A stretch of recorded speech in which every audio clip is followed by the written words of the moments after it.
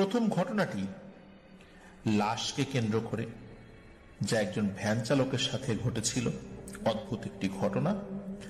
আর দ্বিতীয় ঘটনা, এই ঘটনাটি সত্যি খুবই হৃদয় বিদারক। প্রিয় লিসেনার্স, চলুন শুরু করি মাশফিক ভাইয়ের পাঠানো প্রথম ঘটনা। এই ঘটনা উনি যেভাবে পাঠিয়েছেন আমি ঠিক সেভাবে আপনাদের সামনে ইনশাল্লাহ উপস্থাপন করব। সবাই মনোযোগ দিয়ে শোনার চেষ্টা করবেন, ফিল করার চেষ্টা করবেন কি ঘটনা ঘটে চলছে। আমি মাশফিক আহমেদ বলছিলাম বাগেরহাট জেলার মোল্লাহাট থানা থেকে। আজকে আমি যে ঘটনাটি শেয়ার করব, এই ঘটনাটি আমাকে দিয়েছে আমাদের এলাকার এক বড় ভাই। তিনি যেভাবে ঘটনাটি শুনেছেন আমাকে সেভাবেই বলেছেন, আমিও চেষ্টা করছি সেভাবে বলার। ঘটনাটি ঘটেছে 2004-5 সালের দিকে। যার সাথে ঘটনাটি ঘটে তার নাম হচ্ছে আবুল কালাম। তিনি পেশায় ছিলেন একজন ভ্যানওয়ালা, কিন্তু ভ্যান চালানোর পাশাপাশি তিনি আরো একটা কাজ করতেন। সেটা হলো গোপালগঞ্জ সদর হাসপাতালের মর্গে থাকা লাশ তিনি তার ভ্যানে করে পৌঁছে দিতেন এই লাশের আত্মীয় স্বজনদের বাড়িতে। এটাতে তিনি ভালো পরিমাণের অর্থ উপার্জন করতেন। তিনি মূলত সারাদিন অল্প কিছু সময় ভ্যান চালাতেন আর লাশ টানার কাজ করতেন বেশি। লাশ বহন করার জন্য তাকে সবসময় লাশ টানা কালাম বলেই চিনত। তার বাড়ি গোপালগঞ্জ জেলার সদরের কোন এক গ্রামে। গোপালগঞ্জ সদর আর আমাদের মোল্লাহাট উপজেলা পাশাপাশি, তাই রাস্তা ভালো হওয়ার কারণে মোল্লাহাট থেকে গোপালগঞ্জ আর গোপালগঞ্জ থেকে মোল্লাহাট যাওয়া আসা খুব অল্প সময় লাগত এবং চলাচল ছিল খুবই সহজ। তখন আমাদের মোল্লাহাট নতুন ব্রিজ হয়েছে।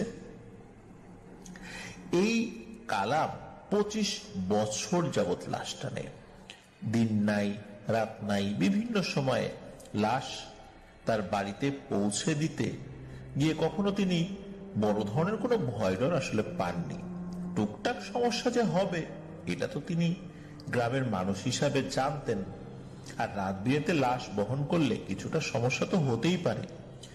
তাই রাতে লাশ পরিবহনের সময় তার ভ্যানে একটা হারিকেন থাকত।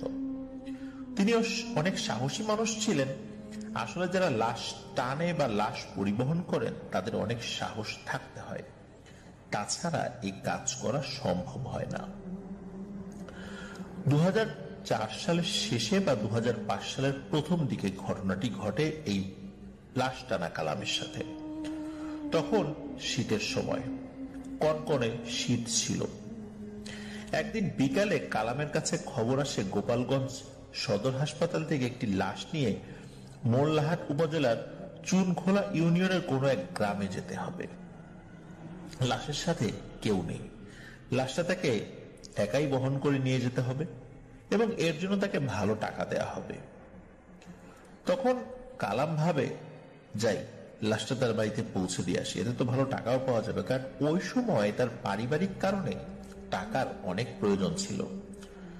তার বাড়ির কাজ সেরে তিনি তার ভ্যান নিয়ে মাগরিবের সময় গোপালগঞ্জ সদর হাসপাতালের উদ্দেশ্যে রওনা হন এবং যাওয়ার সময় তার হারিকেনে তেল পূর্ণ করে নিয়ে যান।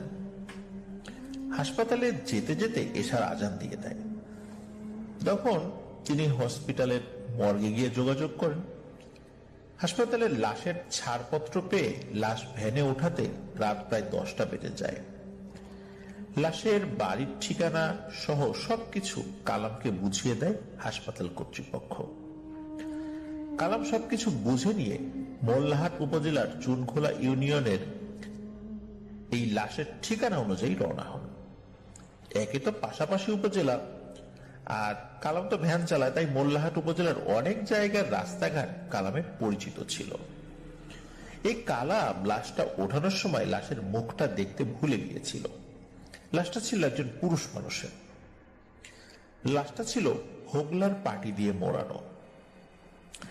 লিসেনাররা হয়তো জেনে থাকবেন, আগে হাসপাতালের মর্গ থেকে লাশ বের করা হলে সেগুলো হোগলার পাটি দিয়ে মোড়ানো থাকতো। এটার কারণ আসলে আমি জানি না, তবে এখন তো লাশের এক ধরনের ব্যাগ রয়েছে, সেই ব্যাগে করে নিয়ে আসা হয়। লিসেনাররা কেউ জেনে থাকলে জানাবেন দয়া করে, কেন হোগলার পাটিতে মোড়ানো হতো আগে। তো কালাম লাশটা ভ্যানে তুলে ওই ঠিকানার উদ্দেশ্যে রওনা দিতে দিতে রাত প্রায় 10:30 বেজে যায়। গোপালগঞ্জ সদর হাসপাতাল থেকে মোল্লাহাট বাজার 10 কিলোমিটার, আবার মোল্লাহাট বাজার থেকে চুনখোলা বাজার 10 কিলোমিটার, আবার চুনখোলা বাজার থেকে লাশের বাড়ির ঠিকানা আনুমানিক আরো 3 কিলোমিটার। কালাম লাশটা নিয়ে রওনা হয়। গোপালগঞ্জ সদর হাসপাতাল পার হয়ে সে তার ভ্যান চালাতে থাকে। রাস্তায় দুই একটা গাড়ি এবং ভ্যান ছাড়া অত রাত্রে তেমন কোনো পশু কেউ দেখা যাচ্ছিল না। এমনিতে তো কুকুর বিড়াল দেখা যায়, এগুলোরও উপস্থিতি ছিল কম। এভাবে কিছু সময় ভ্যান চালানোর পরে গোবরা নামক একটা জায়গা আছে, সেখানে আসে কালাম, যেখানে এখন বঙ্গবন্ধু শেখ মুজিব বিজ্ঞান ও প্রযুক্তি বিশ্ববিদ্যালয় হয়েছে। ওখানে একসময় বিশাল বড় ফাঁকা মাঠ ছিল, কাশফুলে ভরে যেত ওই মাঠ। ওখানে খেলাধুলাও হতো তখন। গোবরা বাজার থেকে ঘোনাপাড়া মোড় অবধি 1.5 কিলোমিটার এর মধ্যে রাস্তার পাশে কোনো ঘরবাড়ি ছিল না। এখন তো একটা ঘরবাড়ি হয়েছে, আগে পুরোটাই ফাঁকা ছিল। রাস্তার দুই সাইডে বড় বড় গাছ ছিল। তখন ঢাকা খুলনা বর্তমান যে হাইওয়ে হয়েছে, এটার কাজ চলছিল। এই কালাম গোবরা বাজার পার হওয়ার পর মনে হচ্ছিল তার ভ্যান অনেক ভারী হয়ে গেছে। ভ্যান চলতেই যাচ্ছে না, পায়ে চালানো ভ্যান ছিল তখন। সে অনেক জোরে জোরে প্যাডেল মারছে, কিন্তু ভ্যান খুব আস্তে আস্তে চলছে। মনে হচ্ছে ভ্যানের উপর বিশাল কোনো বস্তু ওঠানো হয়েছে, অথবা ভ্যান কেউ পেছন থেকে টেনে ধরে আছে। কালাম পিছনে ভ্যানে থাকা লাশের দিকে তাকায়, কিন্তু সে কিছুই দেখতে পায় না লাশটা ছাড়া। সব তো ঠিকঠাকই আছে। সে আবার ভ্যান চালানো শুরু করে। কিছু দূর কষ্টে শিষ্টে যাওয়ার পর আবারও একই অবস্থা। ভ্যান সামনে আর একদমই আগাতে চাচ্ছে না। তখন কালাম বিষয়টা বুঝতে পারে যে তার সাথে যেটা হচ্ছে সেটা স্বাভাবিক কিছু না। কালাম জানে যে রাতের বেলা লাশ টানলে এমন ঘটনা ঘটতেই পারে, তাই সে বিষয়টাকে এত গুরুত্ব দেয় না। এভাবে অল্প কিছু দূর যাওয়ার পর ধপাস করে কিছু পড়ার শব্দ পায় কালাম। তখন সে পিছনে তাকায় এবং দেখে হোগলায় মরার লাশটি ভ্যানে নেই, সেটা নিচে পড়ে গিয়েছে। কালাম ভ্যান থেকে নেমে হারিকেনটা নিয়ে পড়ে থাকা লাশের কাছে যায় এবং গিয়ে দেখে লাশটার 2 হাত হোগলার পাটি ছিঁড়ে বাইরে বেরিয়ে গেছে। কালাম লাশের হাত 2টা আবার কষ্ট করে হোগলার ভিতর ঢোকানোর চেষ্টা করতে থাকে। এক হাত ঢুকে যখন আর এক হাত ঢুকাতে যাচ্ছে, তখন দেখে একটু আগে ঢুকানো হাতটি হোগলা ছিঁড়ে পটো বের হয়ে গিয়েছে। তখন আরেক পাশেরটা হোগলার ভিতর ঢুকে যখন অন্য পাশে যায়, তখন হোগলার ভিতর ঢুকানো অন্য হাতটি আবার হোগলা ছিঁড়ে বাইরে বের হয়ে যায়। তখন কালাম বুঝতে পারে কিছু একটা সমস্যা হতে যাচ্ছে। সে তার ভ্যানে থাকা দড়ি দিয়ে লাশের হাত 2টো বেঁধে ফেলে এবং ভ্যানে ওঠানোর চেষ্টা করে যায়। কিন্তু লাশের ওজন এত হতে পারে সে কখনো কল্পনাও করেনি। 25 বছর ধরে সে তার ভ্যানে লাশ উঠায়, কিন্তু কখনো এত ভারী লাশ সে উঠায়নি। খুব চিন্তায় পড়ে যায় সে। ওদিকে রাত গভীর হতে থাকে, তাকে অনেক দূরে যেতে হবে, এটা ভেবে সে বিভিন্ন দোয়া পড়তে থাকে। একটা সময় সে আবার লাশ উঠানোর চেষ্টা করে তার ভ্যানে। তখন খেয়াল করে যে লাশটা এখন হালকা হয়ে গেছে, মানে মানুষের ওজনের মতোই মনে হচ্ছে। তখন সে লাশটাকে ভ্যানে ওঠাতে সক্ষম হয়। তখন কালাম আবার ভ্যান চালাতে শুরু করে। এভাবে চালাতে চালাতে কালাম মোল্লাহাট ব্রিজের কাছে চলে আসে। এর ভিতর কিন্তু আর তেমন কিছুই হয়নি। মোল্লাহাট ব্রিজের পাশ দিয়ে নেমে বাজারের রোড ধরে সোজা গিয়ে চুনখোলা ইউনিয়নের রোড ধরতে হবে। সে মোল্লাহাট বাজার পার হয়ে চুনখোলা রোড ধরে ভ্যান চালাতে থাকে। এভাবে 20 মিনিট চালানোর পর ঘোড়াদাইর নামক একটি গ্রামে এসে পৌঁছায়। এই ঘোড়াদাইর বাজার থেকে চুনখোলা বাজার 4 কিলোমিটারের মতো। এর ভিতর 2-1টা বাড়ি ছাড়া পুরো জায়গাটাই ফাঁকা, মানে আখের ক্ষেত, ধানের পাটের ক্ষেত, রাস্তার 2 পাশ দিয়ে। কালাম কিন্তু জানে না যে চুনখোলা বাজার যাওয়ার আগে 4 কিলোমিটার রোডের পাশে কোনো বাড়ি ঘরই নেই। যাই হোক, তিনি ভ্যান চালাতে থাকেন। ঘোড়াদাইর পার হয়ে একটু সামনে গিয়ে ডান দিকে একটা রোড গেছে, ওই রাস্তা দিয়ে মৌপুরা নামক একটা গ্রামে যাওয়া যায়। ওখানে 3 রাস্তার একটা মোড় আছে। কালাম যখন 3 রাস্তার মোড়ে আসে তখন সে ফিল করে তার ভ্যান অনেক ভারী হয়ে গেছে। সে অনেক চেষ্টা করে ভ্যান চালানোর, কিন্তু সে যতই চেষ্টা করছে ভ্যান সামনের দিকে একটু আগাচ্ছে না। তখন সে খেয়াল করে হোকলায় মোড়ানো থাকা লাশটা নড়ে উঠল। প্রথমে সে ভাবে হয়তো ভুল দেখছে। কয়েক সেকেন্ড পর লাশটি আবার নড়ে ওঠে। তখন কালাম বিষয়টা বুঝতে পারে যে খারাপ কিছু ঘটতে চলেছে। সে দৌড় পড়তে থাকে। তখন আবার লাশটা একদমই নড়াচড়া করে না, ঠিক আগের মতো।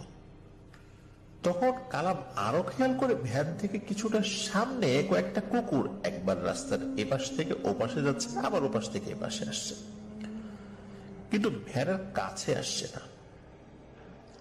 এভাবে কিছু সময় দাঁড়িয়ে থাকে কালাম। কিছু সময় পর সে ভ্যান চালাতে শুরু করে। তখন আর কোনো সমস্যা হয় না। এভাবে কিছু দূর যাওয়ার পর হঠাৎ করে সে কান্নার শব্দ শুনতে পায়। কান্নাটা ছিল খুবই করুণ। মনে হচ্ছে মাঝ বয়সী কোনো পুরুষ খুব করুণ সুরে কাঁদছে, যেন অনেক দিনের চাপা কষ্ট তার ভেতর জমা আছে। কালাম চারপাশে তাকায় কোন দিক থেকে কান্নার শব্দটা আসছে সেটা দেখার জন্য এবং বোঝার জন্য, কিন্তু সে আসলেই বুঝতে পারছে না যে কান্নার শব্দটা কোন দিক দিয়ে আসছে। তার কাছে মনে হয় চতুর্দিক থেকে এই কান্নার শব্দটা ভেসে আসছে। কালাম কোনো দিক না তাকিয়ে ভ্যান চালাতে থাকে আর মনে মনে দোয়া দুরুদ পড়তে থাকে। একটা সময় সে চুনখোলা বাজারে এসে পৌঁছায়। চুনখোলা বাজার পর্যন্ত সে চিনত, কিন্তু এখন সে কোন দিকে যাবে সে তো বুঝতে পারছিল না। তখন কালাম কি করবে, কোন দিকে যাবে বুঝছে না। আবার এত রাতে রাস্তায় কোনো মানুষেরও দেখা নাই যে সে কারো কাছে এই লাশের ঠিকানাটা জানবে। সে এদিক সেদিক তাকায়, হঠাৎ সে দেখতে পায় দূরে একটা লোক দাঁড়িয়ে আছে। লোকটার পিঠটা কালামের দিকে মুখ করা, কিন্তু মুখটা সামনের দিকে। লোকটার গায়ে সাদা একটা ফতুয়া পরা। কালাম লোকটাকে দেখে ভ্যান নিয়ে লোকটার কাছে যায় এবং গিয়ে বলে, এই যে ভাই, শুনছেন? লোকটি কোনো কথা বলে না। কালাম লোকটিকে বারবার ডাক দেয়, কিন্তু লোকটি কোনো কথা বলে না, এমনকি ঘুরেও তাকায় না। কালাম তখন হাসপাতাল থেকে দেয়া লাশটির ঠিকানা জানতে চায় লোকের কাছে। তখন লোকটি কথা বলে ওঠে। লোকটি সামনের দিকে মুখ করেই লাশটির ঠিকানা বলে দেয় এবং কিভাবে যেতে হবে সেটাও বলে দেয়, কিন্তু কালামের দিকে তাকায় না। কালাম মনে করে সে হয়তো চোর হতে পারে, মুখ দেখালে সমস্যা, তাই সে তার মুখ দেখাতে চাচ্ছে না। তখন লোকটির দেওয়ার ঠিকানা মতো কালাম ভ্যান চালাতে থাকে। লোকটির দেওয়ার ঠিকানার কাছে চলে আসলে তখন কালাম বুঝতে পারছে না সে কোন বাড়িতে যাবে, মানে লাশটির বাড়ি কোনটা। তখন তার কাছে কোনো ঘড়িও ছিল না এবং তখন রাত কয়টা বাজে সেটাও সে বুঝতে পারছিল না। আর তখন তো এভাবে অনেকের কাছে মোবাইল ফোন ছিল না যে তার কাছে মোবাইল ফোন থাকবে, সে ওই লাশের পরিবারের কোন একটা নাম্বারে ফোন দিয়ে জিজ্ঞেস করবে, এই অবস্থাও ছিল না। কালাম চিন্তা করে এভাবে দাঁড়িয়ে না থেকে পাশে এক বাড়িতে গিয়ে লোকজন ডেকে তুলে তাদের কাছ থেকে লাশের ঠিকানাটা সে জানবে। এসব ভাবতে ভাবতে কালাম খেয়াল করে কিছুটা দূর থেকে একটা লোক হেঁটে আসছে বলে মনে হচ্ছে। তখন কালাম ভাবে এই লোকটার কাছে জানতে চাইবে লাশটার বাড়ি কোনটা। কয়েক সেকেন্ড পরে লোকটা তার কাছে চলে আসে। তখন কালাম লোকটাকে বলে, ভাই, এখানে অমুক বাড়ি কোনটা, যে বাড়িতে এই নামে একজন লোক মারা গেছে? তখন লোকটা কোনো কথা না বলে হাত দিয়ে ইশারা করে একটা বাড়ি দেখিয়ে দেয়। কালাম লোকটার মুখ খুব ভালো করে দেখেছিল। কালাম ভাবে লোকটা হয়তো বোবা, কথা বলতে পারে, তাই হাত দিয়ে ইশারা করে দেখালো। কালাম লোকটার হাত দিয়ে ইশারা করা বাড়িতে যায় এবং বাড়িতে গিয়ে দেখে 5-6 জন লোক বসে আছে আর উঠোনে হারিকেন জ্বলছে। তখন সে লাশটা স্বজনদের কাছে লাশটা বুঝিয়ে দেয় এবং ফিরে আসার সময় কি মনে করে লাশের স্বজনদেরকে বলে, লাশটা তো এত দূর থেকে আনলাম, তার মুখটা তো দেখলাম না, মুখটা দেখতে চাই। তখন কালামকে লাশের মুখটা দেখতে দেয়া হয়। কালাম লাশের মুখের দিকে তাকিয়ে চমকে ওঠে এবং লাশের আশেপাশে থাকা মানুষের দিকেও কালাম তাকায়, কিন্তু কাউকে কিছু বলে না। লাশের স্বজন থেকে বিদায় নিয়ে চলে আসে এবং বাড়ির উদ্দেশ্যে ভ্যান চালাতে শুরু করে এবং ভাবতে থাকে, এটা আমি কি দেখলাম। লাশের বাড়ি খোঁজার সময় যে লোকটা হাত দিয়ে ইশারা করে লাশের বাড়ি দেখিয়েছিল, লাশটা আসলে তারই, শুরুর ব্যক্তি না, দ্বিতীয় ব্যক্তি যে বাড়িটা দেখিয়ে দিয়েছিল। কালাম ভাবতে থাকে, একটা মানুষ মরে গিয়ে কিভাবে আবার জীবিত হয়ে তার বাড়ি চিনিয়ে দিল। এটা কালাম কোনো মতেই বুঝতে পারছে না। 25 বছরের লাশ টানার জীবনে এরকমের ঘটনার সম্মুখীন কালাম হয়নি। এখন ভাবছে আর ভ্যান চালাচ্ছে, এভাবে কত সময় চালিয়েছে সে জানে না। হঠাৎ সামনে দেখে যে কিছু লাইট জ্বলছে আর সামনে দোকানপাট। তখন সে বুঝতে পারে সে যে মোটামুটি লোকজনের মধ্যে চলে এসেছে। লাশের কথা ভাবতে ভাবতে সে 13 কিলোমিটার ভ্যান চালিয়ে মোল্লাহাট বাজারে চলে এসে পড়েছে। এটা হঠাৎ করে সে ফিল করে। কিভাবে এত পথ মনের অজান্তে চলে আসলো সে নিজেই বুঝতে পারছে না। সে বুঝতে পারছে না তার সাথে কি ঘটছে। মোল্লাহাট বাজার পার হয়ে 1 কিলোমিটার সামনে গেলেই মোল্লাহাট ব্রিজ এবং এই ব্রিজের 100 মিটার আগেই মোল্লাহাটের সরকারি একটি গোডাউন রয়েছে। কালাম যখন ভ্যান চালিয়ে গোডাউনের কাছে আসে তখন তার চোখ যায় গোডাউনের গেটের দিকে। আসল ভয়টা কালাম তখনই পেয়েছিল। এত সময় যা হয়েছে কালাম তাতে তেমন একটা ভয় পায়নি, কারণ লাশ টানতে গেলে এরকম সমস্যা টুকটাক হয়, কিন্তু এবার সে আসলেই মারাত্মক ভয় পায়।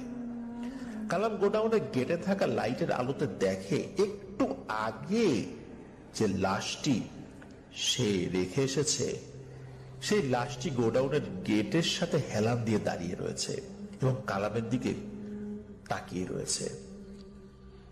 তার শরীর বা মুখ কোনো ধরনের বিকৃত না, মানে বিভৎস কিছু নেই। মুখটা দেখে মনে হচ্ছে তার মনে খুব চাপা কষ্ট আর চোখ দিয়ে অনবরত পানি ঝরছে।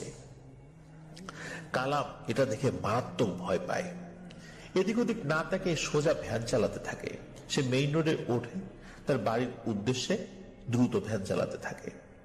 অল্প কিছু সময় ফজরের আজান দেয়, তখন সে কিছুটা সাহস ফিরে পায়। সে ভ্যান চালাচ্ছে আর ভাবছে সারা রাত কি হলো, সে কি দেখলো। তারপর সে বাড়িতে পৌঁছায়। বাড়িতে গিয়ে সব ঘটনা তার বউকে খুলে বলে। ওই দিন থেকে তার অনেক জ্বর, সে অসুস্থ হয়ে পড়ে। এরপর সে লাশ টানার কাজ ছেড়ে দেয়, শুধু ভ্যান চালিয়ে সংসার চালাতো। আর রাতে সে আর কখনো ভ্যান চালায়নি। কালাম এখনো বেঁচে আছে, ভালো আছে। এটাই ছিল ঘটনা। প্রিয় লিসেনার্স, ওই ব্যক্তিটি যিনি মারা গিয়েছিলেন তিনি তো আর কখনো ফেরত আসবেন না, আর এটা আসলে সম্ভব নয়। আমরা জানি যে কোনো ব্যক্তি মারা গেলে কোনো জিন বা তার সাথে থাকা কারিন জিন তার রূপ ধরে ঘুরে বেড়ায়। এমন অনেক ঘটনা কিন্তু আমরা উপস্থাপন করেছি। আর এই যে লোকটি মারা গেল, সে কেন মারা গিয়েছিল এই বিষয়ে কালাম আর কিছু জানতে পারেনি। আসলে কি তার এমন কোনো মনে কষ্ট ছিল যা সে কাউকে বলে যেতে পারেনি? আসলে কি ব্যাপার ছিল, কি ছিল সে রহস্য? এই রহস্য উদ্ঘাটিত হয়নি। প্রিয় লিসেনার্স, আশা করছি এই ঘটনাটি আপনাদের ভালো লেগেছে। আমরা চলে যাব আমাদের এবারের ফ্রাইডে স্পেশাল এপিসোডের সবচাইতে একটি গুরুত্বপূর্ণ ঘটনায় আমরা দুটি ঘটনা উপস্থাপন করার চেষ্টা করব বলেছিলাম। প্রথমটি তো বললাম, আর দ্বিতীয় ঘটনাটি সত্যি অন্যরকম একটি ঘটনা যা আপনাদেরকে শিহরিত করবে। চলুন কথা না বাড়িয়ে চলে যাই আমাদের এবারের ফ্রাইডে স্পেশালের এপিসোডের দ্বিতীয় এবং শেষ ঘটনায়। যথারীতি এই ঘটনাটিও আমাদের মাশফিক ভাইয়ের পাঠানো। যেভাবে লেখা আছে আমি সেভাবেই পড়ছি। আসসালামু আলাইকুম আফনান ভাই ও প্রিয় লিসেনার্স, আমি মাশফিক আহমেদ বলছিলাম বাগেরহাট জেলার মোল্লাহাট থানা থেকে। পৃথিবীতে অনেক ধরনের রহস্যময় ঘটনা ঘটে। প্রাচীন কাল থেকে যুগ যুগ ধরে বিভিন্ন ধরনের রহস্য দানা বেঁধেই চলেছে। পৃথিবীর এক প্রান্ত থেকে অন্য প্রান্তে দাপিয়ে বেড়াচ্ছে কোটি কোটি রহস্য। কোন কোন রহস্যের জাল কখনো মানুষের সামনে উন্মোচিত হচ্ছে, আবার কখনো এই পৃথিবীর বুকেই সমাধি হয়ে যাচ্ছে সেই সব রহস্যের। কেউ কেউ রহস্যের জাল ভেদ করে আল্লাহর রহমতে বের হচ্ছে, আবার কেউ কেউ এই রহস্যের জোয়ারে বিলীন হয়ে হারিয়ে যাচ্ছে। আজকে সেই রকম এক রহস্যময় এবং অদ্ভুত ঘটনা নিয়ে হাজির হলাম। ঘটনাটি আমাকে দিয়েছে আমার গ্রামের এক বড় ভাই। কথায় কথায় কিছুদিন আগে আমি আমার এক ছোট ভাইয়ের কাছে জানতে পারি আমাদের গ্রামের আজিজ ভাইয়ের শ্বশুরকে বহু বছর আগে কোনো এক অদৃশ্য শক্তি নিয়ে গেছে। সে আরো বলে যে ঘটনাটি সে বিস্তারিত জানে না, তবে তার মায়ের কাছে শুনেছে যে আজিজ ভাইয়ের শ্বশুর বহু আগে হারিয়ে গেছে, এখনো ফেরত আসেনি। ছোট ভাইয়ের মুখে এই কথা শুনে মনে মনে কিছুটা দুঃখ পাই, আবার এই ভেবে খুশি হই যে আফনান দ্য হরর ওয়ার্ল্ডের লিসেনারদের জন্য একটা অন্যরকম ঘটনা পেতে যাচ্ছি। ছোট ভাইয়ের মুখে এই কথা শোনার দুদিন পর সকাল 11টার দিকে আজিজ ভাইয়ের সাথে দেখা হয়ে যায় আমার। তখন তাকে ডেকে একসাথে বসে কথা বলছিলাম। তখন তার কাছে তার শ্বশুরের সাথে ঘটনার পুরো বিবরণ জানতে চাই। তখন তিনি জোরে একটা দীর্ঘশ্বাস ফেলে বলেন, আব্বাকে কখনো দেখিনি, তার কথা শুনেছি অনেক, জানি না আর কখনো দেখবো কিনা। তখন তাকে বলি, ভাই ঘটনাটার পুরো ডিটেলসটা আমাকে খুলে বলেন। তখন তিনি পুঙ্খানুপুঙ্খ ভাবে ঘটনাটি তুলে ধরেন। তিনি যেভাবে বলেছেন আমি ঠিক সেভাবেই বলছি। আজিজ ভাই তার শ্বশুরের গ্রামের নামটি বলতে নিষেধ করেছেন। ঘটনাটি ঘটে 1980 সালের মাঝামাঝি সময়ে। তার শ্বশুরের নাম হারুন মাওলানা। তিনি তার এলাকার একজন তাগড়া যুবক এবং উঠতি মাওলানা, মানে নতুন মাওলানা পাশ করে মাদ্রাসায় চাকরি নিয়েছেন। তিনি আমাদের পাশের গ্রামের একটি মাদ্রাসায় পড়াতেন এবং সেখানেই থাকতেন। মাদ্রাসাটির নাম বললে মোল্লাহাট থানার সবাই চিনবেন, তাই মাদ্রাসার নামটি উল্লেখ করছি না। মাদ্রাসায় চাকরি নেয়ার কিছুদিনের মধ্যে হারুন মাওলানা এলাকার একজন ভালো মাওলানা হিসেবে পরিচিতি লাভ করেন। মানুষ হিসাবে তিনি যে আবার ছিলেন দাম্ভিকতায় পরিপূর্ণ একজন। কোনো কিছুতে তেমন পরোয়া করতেন না, কাউকে পাত্তা দিতেন না। তিনি একজন সাহসী মানুষ ছিলেন।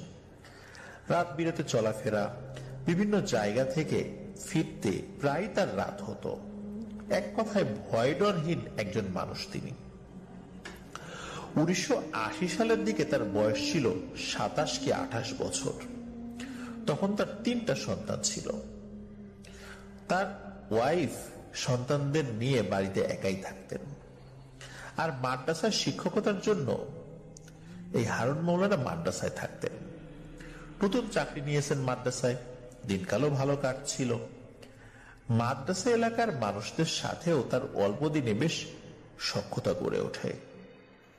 এই হারুন মাওলানার 2টা ছেলে এবং একটা মেয়ে ছিল। মেয়েটা ছিল সবার ছোট। তখন তার মেয়ের বয়স ছিল 6 মাসের মতো। হারুন মৌলানা সেই ছোট মেয়েটাই আমাদের আজিজ ভাইয়ের স্ত্রী। একদিন গভীর রাতে হারুন মৌলানা দাওয়াত খেয়ে ফিরছিলেন মাদ্রাসায়। তার সাথে তার ৩-৪ জন ছাত্রও ছিল। তখন গ্রামের রাস্তা ছিল মাটির রাস্তা দিয়ে হাঁটছেন। হাঁটতে হাঁটতে একটা জায়গায় এসে দাঁড়িয়ে পড়েন।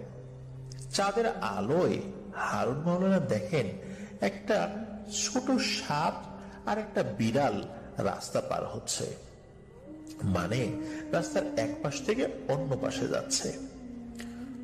তখন এই হারুন মৌলানা এবং তার ছাত্রদের কাছে কোনো হারিকেন বা টর্চ ছিল না। চাঁদের আলোয় হারুন মৌলানা ও তার ছাত্ররা বিষয়টি দেখছেন। সাপটি খুব ধীরে ধীরে রাস্তা পার হচ্ছিল। দেখে মনে হচ্ছিল সাপটি খুবই অসুস্থ, মানে এক কথায় নড়াচড়া করতে খুব কষ্ট হচ্ছে সাপটির। পাশে থাকা বিড়ালটি তার পা দিয়ে সাপটিকে ঠেলছে, তারপরও রাস্তা পার হতে সাপটির খুব কষ্ট হচ্ছে। সাপটির রাস্তা পার হতে দেরি দেখে হারুন মৌলানা অস্থির হয়ে যান। পাশ কাটিয়ে যেতে পারতেন, কিন্তু তিনি সাপটি আর বিড়ালটি রাস্তা থেকে পার না হলে যাবেন না এমন ভাব ধরে আছেন। সাপটি আর বিড়ালটি রাস্তা পার হতে দেরি করছে এটা দেখে হারুন মৌলানা পা দিয়ে মাটিতে কয়েকবার আঘাত করে বিড়াল আর সাপটিকে ভয় দেখানোর চেষ্টা করেন যাতে তারা তাড়াতাড়ি সরে যায়। কিন্তু যতবার পা দিয়ে মাটিতে আঘাত করে ততবার বিড়ালটি শো শো শব্দ করে ওঠে, মানে ভয় দেখানোর চেষ্টা করে। তখন হারুন মৌলানার সাথে থাকা ছাত্ররা বলে, হুজুর আমরা পাশ দিয়ে চলে যাই। কিন্তু হারুন মৌলানা বলে ওঠে, না, আগে দেখি বিষয়টা কি হচ্ছে। হারুন মৌলানা তখনও বুঝতে পারছেন না যে বিষয়টা স্বাভাবিক না।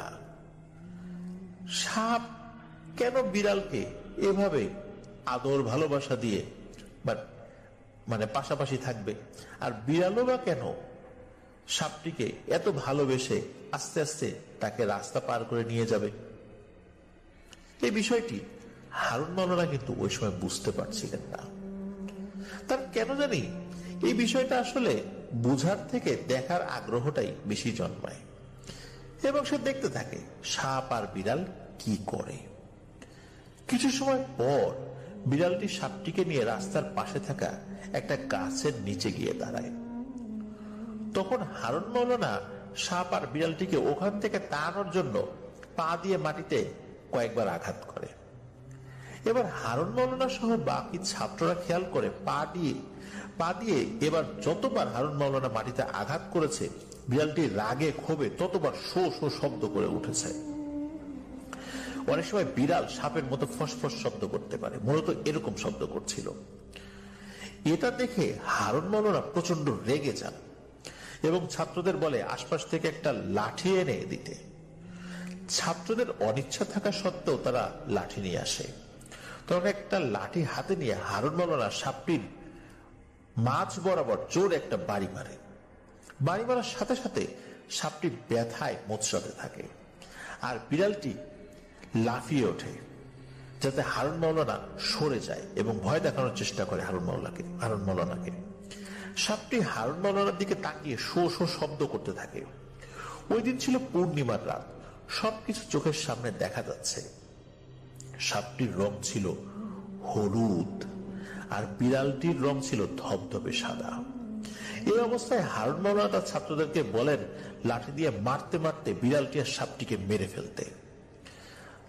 ছাত্রদের অনিচ্ছা থাকা সত্ত্বেও হুজুরের কথা শুনে এই লাঠি দিয়ে সাপটিকে আর বিড়ালটিকে বেধড়ক পেটাতে থাকে ওই ছাত্ররা। হারুন মৌলানা এবং ছাত্ররা একটা জিনিস বুঝতে পারে না যে সাপের সাথে বিড়ালের সম্পর্কটা কি। সাপকে মারলে বিড়াল দৌড়ে পালিয়ে না গিয়ে সাপের জন্য বিড়ালটিও মার খাচ্ছে। যতবার বিড়ালটি গায়ে আঘাত করা হয়েছে একবারও বিড়ালটি শব্দ করেনি, কিন্তু যতবার সাপটির গায়ে আঘাত করা হয়েছে ততবার বিড়ালটি শব্দ করে লাফালাফি করে ছোটাছুটি করে প্রতিবাদ করছে। কিন্তু তাতেও হারুন মৌলানার মন এতটুকু গলেনি। তার মাথায় একবারের জন্য আসেনি যে সাপটি মারলে বিড়ালটি কেন রেগে যাচ্ছে। একটা সময় লাঠি দিয়ে মারতে মারতে সাপটিকে মেরে ফেলে তার ছাত্ররা। তখন বিড়ালটি খুবই করুণ সুরে আর্তনাদ করতে থাকে, কিন্তু তখনও বিড়ালটি মার খেয়েই যাচ্ছে। একটা সময় সাপের মতো বিড়ালটিও নিস্তেজ হয়ে মারা যায়। বিড়াল আর সাপটির মৃত্যু নিশ্চিত হওয়ার পর এই হারুন মাওলানা ও তার ছাত্ররা সাপটি আর বিড়ালটিকে ওখানে ফেলে দিয়ে মাদ্রাসার দিকে রওনা হন, আর কোনো সমস্যা ছাড়াই মাদ্রাসায় তারা পৌঁছেও যায়। এভাবে কাটে ৬-৭ দিন। কোন ধরনের আর কোনো সমস্যা হচ্ছিল না। ঝড়, ভূমিকম্প বা বড় ধরনের কোনো গজব আসার আগে মনে হয় পৃথিবী কিছু সময় শান্ত থাকে। হারুন মাওলানা কল্পনাও মনে হয় করতে পারেনি ভবিষ্যতে তার জন্য কি ভয়ানক পরিণতি অপেক্ষা করছে, যা মানুষের কল্পনাতীত। ৬ দিনের মাথায় একদিন রাতের বেলা হারুন মাওলানা মাদ্রাসায় ঘুমিয়ে আছে। তখন সে স্বপ্নে দেখে যে একটা বিশাল মাঠে সে শুয়ে আছে, তার চারপাশে অসংখ্য মানুষ কান্নাকাটি করছে। চারপাশে যখন বারবার তাকাচ্ছিল সে, তখন আসলে সে কোথায় এটা বোঝার চেষ্টা করছিল। তখন সে দেখে একটু দূরে সেই সাপটি আর বিড়ালটি দাঁড়িয়ে আছে, যেই সাপ আর বিড়ালটিকে ৬ দিন আগে এক রাতে সে এবং তার হুকুমে তার ছাত্ররা নির্মম ভাবে পিটিয়ে হত্যা করেছে, আর তাদের শরীর দিয়ে রক্ত ঝরিয়েছে। এটা দেখে সে ধরফর করে ঘুম থেকে উঠে পড়ে। সকালে উঠে এই ঘটনাটি ওই রাতে যে ছাত্ররা তার সাথে সাপ এবং বিড়ালটিকে মেরেছিল তাদের সাথে শেয়ার করে। সব শুনে তার ছাত্ররা বলে, হুজুর আপনি সাবধানে থাকবেন। কিন্তু হারুন মাওলানা ছিল অতীব সাহসী এবং দাম্ভিক প্রকৃতির। তিনি এই বিষয়ে কোনো পাত্তাই দেন না, আর নেহায়েত স্বপ্ন ভেবে উড়িয়ে দেন। এই ঘটনার ৯ দিন পর কয়েকজন ছাত্র নিয়ে হারুন মাওলানা বরিশালের উদ্দেশ্যে রওনা দেন একটা বিশেষ কাজে। তখন তো রোডঘাট এত ভালো ছিল না, নদী পথেই মানুষ চলাফেরা করত এবং এক জায়গা থেকে অন্য জায়গায় যেতে অনেকটা সময় লেগে যেত। তো হারুন মাওলানা মোল্লাহাটের মধুমতি নদী থেকে লঞ্চে করে বরিশালের উদ্দেশ্যে রওনা হন এবং ১.৫ দিন পর তার গন্তব্যে পৌঁছান। সেখানে তার কাজ শেষ করেন। ফেরার দিন তার দাওয়াত ছিল এক বাড়িতে, এবং তার সাথে থাকা ছাত্রদের নিয়ে সেই বাড়িতে দাওয়াত খেয়ে তারা আবার লঞ্চে উঠে বাড়ির উদ্দেশ্যে রওনা দেন। এই কয়েকদিনে তার সাথে ওই স্বপ্ন দেখা ছাড়া আর কোনো সমস্যা হয়নি। আর বিষয়টি হারুন মাওলানার মনে নেই বললেই চলে। হারুন মাওলানা ও তার ছাত্ররা যখন বরিশাল থেকে বাড়ির উদ্দেশ্যে রওনা দেন তখন মাগরিবের আজান দিয়ে দিয়েছে। নদী পথ দিয়ে লঞ্চ চলা শুরু করে। এভাবে ৫-৬ ঘন্টা চলার পর লঞ্চটি একটি ঘাটে এসে দাঁড়ায়। তখন হারুন মাওলানা লঞ্চের মাস্টারের কাছে গিয়ে জিজ্ঞেস করে এই ঘাটে কত সময় লঞ্চ দাঁড়াবে। তখন লঞ্চের মাস্টার বলে এখানে কিছু সময় দাঁড়াবে। তখন হারুন মাওলানা চিন্তা করে যে ছাত্রদের নিয়ে একটু ঘাটে নামি, অনেক সময় তো বসে আছি, একটু হাঁটাহাঁটি করলে ভালো লাগবে। তখন হারুন মাওলানা তার ছাত্রদেরকে নিয়ে নিচে নামে এবং হাঁটাহাঁটি করতে থাকে। ঘাটটি ছিল খুবই ছোট। ঘাটে অল্প কয়েকজন মানুষ লঞ্চের অপেক্ষায় ছিল। লঞ্চ আসার সাথে সাথে তারা লঞ্চে উঠে পড়ে। ঘাটের আশেপাশে ছিল বড় বড় বাঁশ বাগান আর তাল গাছ। হাঁটাহাঁটির একটা পর্যায়ে হারুন মাওলানার প্রাকৃতিক হালকা কাজের জন্য চাপ দেয়। তখন তিনি তার ছাত্রদের বলেন, তোমরা এখানে থাকো, আমি পাশে গিয়ে একটু জরুরত সেরে আসি। তখন তিনি ঘাটের পাশে থাকা বাগানের ওদিকে যান। এদিকে ছাত্ররা অপেক্ষা করতে থাকেন হুজুরের জন্য। কিন্তু ৫ মিনিট, ১০ মিনিট, ২০ মিনিট হয়ে যায়, হুজুর আর আসে না। তখন লঞ্চের মাস্টার ছাত্রদের বলে, আপনারা লঞ্চে উঠে পড়েন, এখনই ছেড়ে দিব। তখন ছাত্ররা বলে, আমাদের হুজুর অনেক সময় হয়ে গেছে একটা জরুরত সারার জন্য এই পাশেই গেছে, কিন্তু এখনো ফেরত আসেনি। তখন লঞ্চের মাস্টার সহ ছাত্ররা মিলে টর্চ লাইট নিয়ে হুজুর যেদিকে গিয়েছিল সেদিকে খুঁজতে বের হয়। তখন কিন্তু সন্ধ্যা নেমে গেছে। লঞ্চ থেকে নামার সময় অন্ধকারে খোঁজার জন্য লঞ্চের মাস্টার টর্চ নিয়ে বের হয়েছিলেন। ছাত্র আর লঞ্চের মাস্টার মিলে হারুন মাওলানাকে খুঁজতে থাকেন। তারা তাল গাছের গোড়ায় গিয়ে দেখে হারুন মাওলানা উনি যে টুপিটা পরতেন সেই টুপি পরে আছে, কিন্তু হুজুরের কোনো খবর নেই। তারা আশেপাশে তন্ন তন্ন করে খোঁজে, কিন্তু হুজুরকে কোথাও পায় না। এদিকে রাত হয়ে যাচ্ছে। এই সময় তারা আশেপাশের মানুষজনকেও ডাকতে পারছে না খোঁজার জন্য, কারণ আশেপাশে লোকজন নাই বললেই চলে। সবাই মিলে খুব চিন্তায় পড়ে যায়।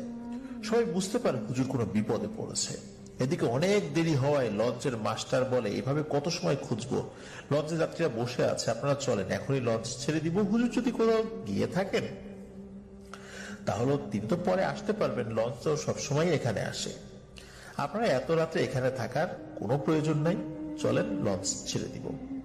একরকম হতাশ আর নিরুপায় হয়ে ছাত্ররা তাদের হুজুরকে রেখে সেই পড়ে থাকা হুজুরের টুপিটা নিয়ে বাড়ির উদ্দেশ্যে রওনা হন। পরদিন দুপুরে তারা মোল্লাহাট এসে পৌঁছান। ওই দিন মাদ্রাসায় এসে মাদ্রাসার যিনি প্রধান শিক্ষক, যাকে মোহতামিম বলা হয়, এই মোহতামিম হুজুরকে ঘটনাটি খুলে বলে। মাদ্রাসায় বিষয়টি জানাজানি হয়ে যায়। সবাই চিন্তায় পড়ে যায় যে হুজুর কোথায় গেল। সবাই চিন্তায় পড়লেও মনে মনে সবাই ভাবে হুজুর হয়তো ফিরে আসবেন, কিন্তু কেউ কল্পনাও করেনি হুজুর কি ভয়ানক পরিণতির সম্মুখীন হয়েছেন। এভাবে একদিন যায়, 2 দিন যায়, 3 দিন যায়, হুজুর আর আসে না। তখন হুজুরের এই বিষয়টি তার পরিবারের কাছে জানানো হয়। এদিকে হুজুরের নিখোঁজ হওয়া শুনে তার পরিবার কান্নায় ভেঙে পড়েন। হুজুরের মা বাবা খুব চিন্তিত হয়ে পড়েন, কি করবেন বিষয়টা কেউই বুঝতে পারছেন না।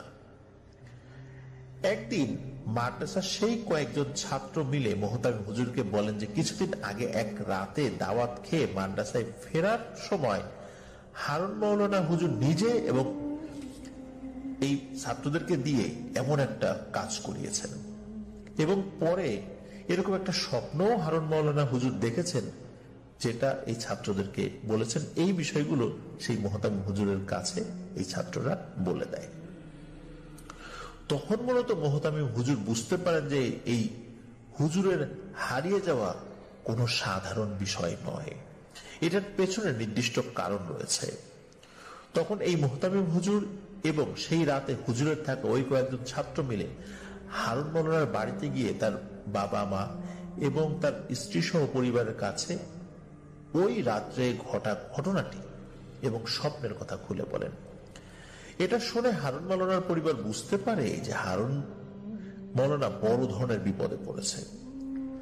তারা ভাবে হারুনের ছোট ছোট 3টা ছেলে মেয়ে আর তার স্ত্রীর বয়সও কম। হারুনের কিছু হয়ে গেলে এই কম বয়সী স্ত্রী এত ছোট ছোট বাচ্চাদেরকে নিয়ে কোথায় যাবেন, কি করবেন, কিভাবে বড় করবেন, কারা দেখবে এদের। তখন হারুন মাওলানার বাবা মোহতামিম হুজুরকে বলেন, হুজুর এখন কি করা যায়, হারুনকে তাড়াতাড়ি উদ্ধার করতে হবে, সে যেখানেই থাক, তাতে যা যা করতে হবে আমরা তাই করব। এসব কথা শুনে মোহতামিম হুজুর বলেন, আল্লাহর উপর ভরসা করতে হবে আর আমাদের ভালো হুজুর খুঁজতে হবে। তখন হারুন মাওলানার বাবা মা মোহতামিম হুজুরকে খুব করে রিকোয়েস্ট করে যে কোনো একটা ভালো হুজুরের সন্ধান বের করতে তাকে অনুরোধ করেন, এবং তার ছেলে কোথায় আছে, বেঁচে আছে নাকি মারা গেছে, কি হয়েছে এই বিষয়টির উদ্ঘাটন করতে পারবে এই রহস্যের এমন একজন ভালো হুজুরকে খুঁজতে হবে। এই বিষয়টি মূলত মোহতামিম হুজুরকে অনুরোধ করেন। তখন মোহতামিম হুজুর বলেন, আপনারা আল্লাহকে ডাকেন, আমি দেখি ভালো হুজুরের সন্ধান করছি। প্রিয় লিসেনার্স, আপনারা হয়তো জেনে থাকবেন গত 300-400 বছর ধরে মুঘল আমল, ব্রিটিশ পিরিয়ড, পাকিস্তান পিরিয়ড এবং বাংলাদেশ আমলে আমাদের দক্ষিণ অঞ্চলে অনেক বড় বড় মাপের পীর, আউলিয়া এবং কামেল মানুষদের আনাগোনা ছিল। এখন বিষয়টা অনেকটা তলানিতে গিয়ে ঠেকেছে, কিন্তু একটা সময় এই দক্ষিণ অঞ্চলে অনেক আলেম ওলামারা ছিলেন যারা বড় বড় ধরনের কাজ করতেন। হুজুর খুঁজতে খুঁজতে হারিয়ে যাওয়ার পর প্রায় 10 দিন পার হয়ে যায়, আর এই সাপ আর বিড়াল মারা যায় টোটাল 12 দিন, 12 দিন হয়েছে, মোট 22 দিন পার হয়ে যায়। হারুন মাওলানার কোনো খবর নাই। একটা জলজন্ত মানুষ এভাবে চোখের সামনে হারিয়ে যাবে, এটা হারুন মাওলানার পরিবার, তার ছাত্ররা আর তার মাদ্রাসার সহকর্মীরা কিছুতেই মেনে নিতে পারছে না। আর হারুন মাওলানার যে সমস্ত পরিচিত ব্যক্তিবর্গ ছিলেন, তাদের সাথে তার সখ্যতা গড়ে উঠেছিল, এনারাও কিছুতেই মেনে নিতে পারছিলেন না। আর মাদ্রাসার প্রধান শিক্ষক বা মুহতামিম হিসাবে তারও একটা দায়িত্ব এসে পড়ে। তার একজন শিক্ষক এভাবে হারিয়ে গেল, উনি কোনো পদক্ষেপ নেবেন না। উনিও নিজের থেকে যতদূর সম্ভব চেষ্টা করে যাচ্ছিলেন। হারুন মাওলানার হারিয়ে যাওয়ার 12 দিন পর হারুন মাওলানার মা এক রাত্রে স্বপ্নে দেখেছিলেন তিনি একটা অদ্ভুত জায়গা দিয়ে হাঁটছেন। আশেপাশে কোনো মানুষ নেই, বড় বড় গাছপালা দিয়ে ভরা। এমন গাছ, এমন জায়গায় সে আগে কখনো দেখেনি। হঠাৎ সে একটা করুণ কান্নার আওয়াজ শুনতে পায়।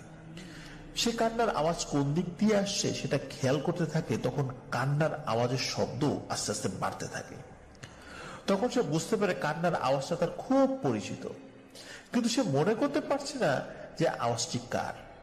তখন একটা আওয়াজ ভেসে আসে, মা, আমি খুব কষ্টে আছি, আমার অনেক কষ্ট হচ্ছে, মা আমাকে বাঁচাও, মা আমাকে বাঁচাও, ও মা আমাকে বাঁচাও। হঠাৎ হারুন মাওলানার মায়ের ঘুম ভেঙে যায়। সে তড়িঘড়ি করে উঠে অঝরে কাঁদতে থাকে। কোন সন্তানের এই করুণ আর্তনাদ শুনলে কোনো মা কি ঠিক থাকতে পারে? তার কান্না শুনে তার স্বামী ঘুম থেকে উঠে পড়ে এবং তার স্ত্রীকে জিজ্ঞেস করে, কি হয়েছে, এত রাতে এইভাবে কাঁদছো কেন? তখন হারুন মাওলানার মা স্বপ্নের কথা তার স্বামীকে খুলে বলে। আর তার স্বামী তাকেও জড়িয়ে ধরে কাঁদতে কাঁদতে বলে যে আমাদেরকে চেষ্টা করতে হবে, এভাবে কান্নাকাটি করলে তো হবে না। কিন্তু পিতা হয়েও তিনিও তার কান্না তো ধরে রাখতে পারছেন না, কিভাবে সান্ত্বনা দিবেন তার স্ত্রীকে। যাই হোক, ওনারা ওই রাত্রের মতো ঘুমিয়ে গিয়েছিলেন। পরদিন ভোরে হারুন মাওলানার যেই মাদ্রাসা যেখানে তিনি পড়াতেন, সেই মাদ্রাসায় এই হারুন মাওলানার বাবা আসেন এবং হারুন মাওলানার বাবা মুহতামিম সাহেবকে তার স্ত্রীর স্বপ্নের বিষয়টি খুলে বলেন। মুহতামিম সাহেব স্বপ্নের কথা শুনে খুবই চিন্তিত হয়ে পড়েন এবং অস্থির হয়ে পড়েন। কি যে করবেন বুঝতে পারছিলেন না। ওই দিন বিকেলে এই মুহতামিম হুজুর তার এক বন্ধুর মাধ্যমে যশোরের এক বড় কামেল হুজুরের সন্ধান পান। তিনি তার বন্ধুর মাধ্যমে এটাও জানতে পারেন যে হুজুর এখন অনেক বৃদ্ধ, কিন্তু বয়সকালে এমন অলৌকিক জিনিসের সমাধান তিনি হরহামেশাই করেছেন। তিনি এক সময়ে এইসব রহস্যের সূত্র উদ্ঘাটনে অদম্য এবং পারদর্শী ছিলেন, কিন্তু এখন তিনি এসব কাজ করেন না, কারণ অনেক বয়স হয়ে গিয়েছে তো, ধকল সামলাতে পারেন না। তাই তারপরেও চেষ্টা করে দেখতে পারেন যে কোনো তথ্য বের করা যায় কিনা। তো মুহতামিম সাহেব বিষয়টি হারুন মাওলানার বাবাকে জানান। তিনি ছেলেকে ফিরে পাওয়ার জন্য 7 সমুদ্র 13 নদী পাড়ি দেওয়ার উপক্রম। মুহতামিম হুজুর তার বন্ধুর কাছ থেকে হুজুরের ঠিকানা রেখে দেন। পরদিন সকালেই এই হারুন মাওলানার বাবা এবং মুহতামিম হুজুর রওনা হন যশোরের উদ্দেশ্যে। মোল্লাহাট ফেরিঘাট থেকে লঞ্চে করে খুলনা হয়ে সেখান থেকে যশোরের সেই হুজুরের বাড়িতে পৌঁছাতে সন্ধ্যা হয়ে যায়। অবশেষে তারা ঠিকানা মতো হুজুরের বাড়ি পৌঁছান। তারা হুজুরকে ডাকেন, হুজুর বের হয়ে আসেন। তারা দেখেন হুজুর 80 কি 85 বছরের একজন বৃদ্ধ, সাদা পাঞ্জাবের টুপি পরা, বয়সের ভারে কিছুটা নড়ে চড়ে হাঁটেন। তিনি এসে তাদেরকে সালাম দিলেন, তারাও সালামের উত্তর দেন। তখন হুজুর বললেন, আপনারা কারা, কোথা থেকে এসেছেন? তখন হারুন মাওলানার বাবা এবং মুহতামিম হুজুর বলেন, আমরা অনেক দূর থেকে এসেছি, বড় বিপদে পড়ে। তখন হুজুর বলেন, ভেতরে আসেন। তাদের ভেতরে বসতে দেয়। তখন হুজুর বলেন, কি হয়েছে খুলে বলেন আমাকে। তখন হারুন মাওলানার বাবা বলে যে আমার ছেলের নাম হারুন, সে মাদ্রাসায় পড়ায়, আমার সাথের মানুষটি ওই মাদ্রাসার বড় হুজুর। বেশ কিছুদিন আগে এক রাত্রে আমার ছেলে দাওয়াত খেয়ে মাদ্রাসা আসার সময় এমন একটা কাজ করে ফেলেছে এবং কিভাবে তার ছেলে নিখোঁজ হয়েছে স্বপ্নে তার স্ত্রী কি দেখেছে পুরো বিষয়টা ওই হুজুরকে খুলে বলেন। তখন সবকিছু শুনে হুজুর বলেন, থাক আর বলতে হবে না, আসলে আপনাদের কথা শুনে আমি বুঝতে পেরেছি হারুনের সাথে খারাপ কিছু ঘটেছে এবং সে এখন আমাদের নিয়ন্ত্রণে নেই, কিন্তু এই সমস্যা অত্যন্ত জটিল। আমার এখন বয়স হয়ে গেছে, আমি বয়সকালে এরকম বহু কাজ করেছি, চেষ্টা করেছি মানুষের উপকার করতে, কিন্তু এ সকল কাজে মানুষের মৃত্যুর ঝুঁকি থাকে। আমি এখন বৃদ্ধ, সেই আগের মতো দম দিয়ে কাজ করতে পারি না, অনেক কিছু মনে রাখতে পারি না। এই কাজগুলো করতে গেলেও কিছু ধারাবাহিকতা মেনটেন করতে হয়, কিন্তু বয়সের কারণে তো অনেক কিছুই এলোমেলো হয়ে যায়, ভুলে যাই। আপনাদের ফিরিয়ে দিতে আমার খারাপ লাগছে, কিন্তু আমার কি করার আছে বলুন? এ সকল কাজ কি এখন আমার বয়সের সাথে যায়? তখন হারুনের বাবা অঝরে কাঁদতে থাকেন আর হুজুরকে জড়িয়ে ধরে বলেন, হুজুর, আমার ছেলে কোথায় আছে, কেমন আছে, বেঁচে আছে কিনা, কি হয়েছে? যদি সম্ভব হয় তাকে ফিরে আনা যায় কিনা একটু দেখেন। হারুনের মা হারুনের পথ চেয়ে বসে আছে। হারুনের ছোট ছোট 3টা বাচ্চা, ওদের কি হবে? ওর স্ত্রীর কি হবে? ও ছাড়া তো আমাদের আর কেউ নেই। আল্লাহ আছেন, কিন্তু আমাদের সামনের পথে এগোনোর স্বপ্ন তো হারুন।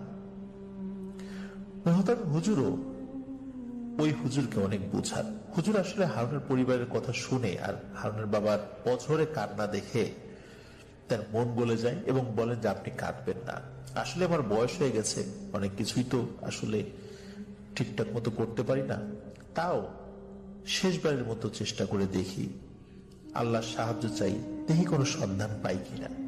তবে আমি নিশ্চয়তা দিতে পারছি না যে কাজ আমি সফলতার সাথে করতে পারবো।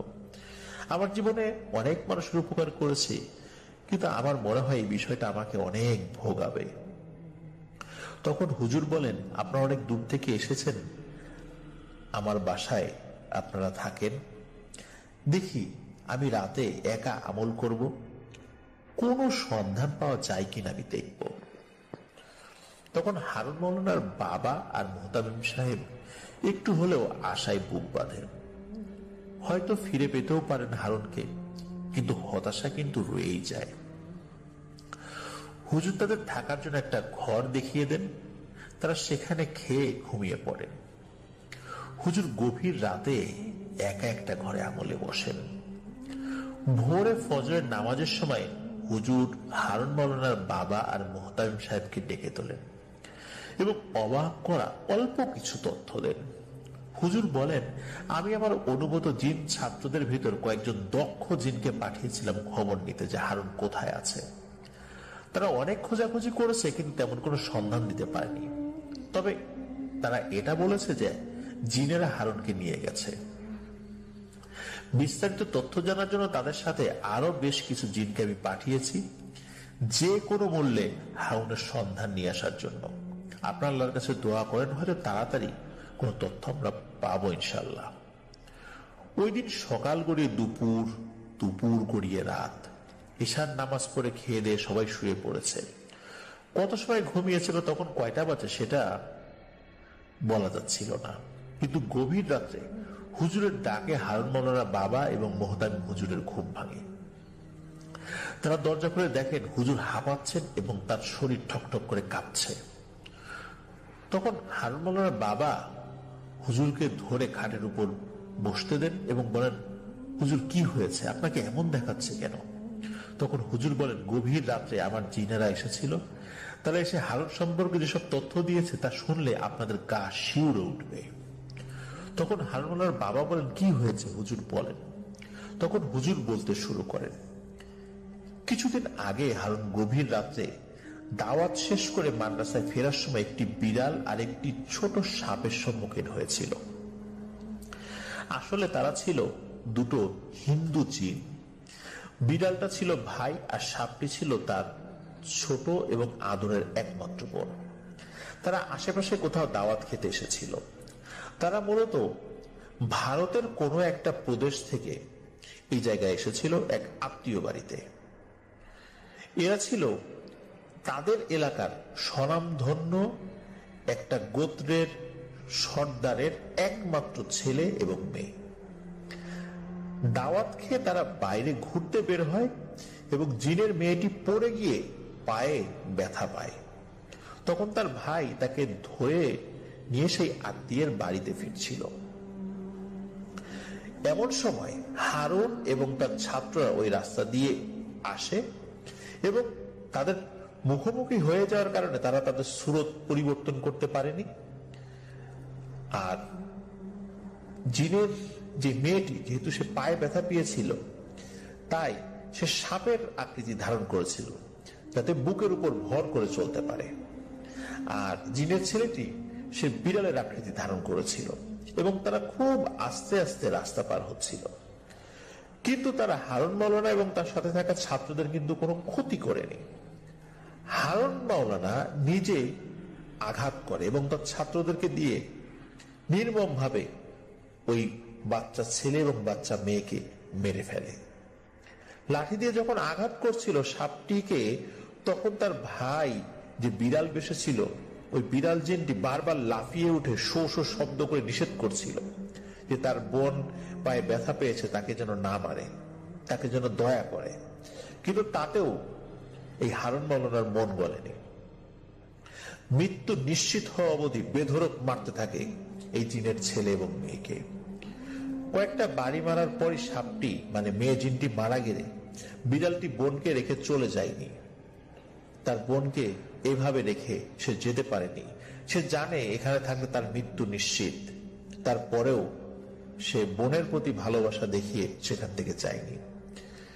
সেও হারুন মাওলানা তার ছাত্রদের লাঠির আঘাতে নির্মমভাবে মৃত্যুবরণ করে। তখন কাছাকাছি কোনো জিন না থাকায় বিষয়টি কারো সামনে পড়েনি। পরে জিনটির বাবা মা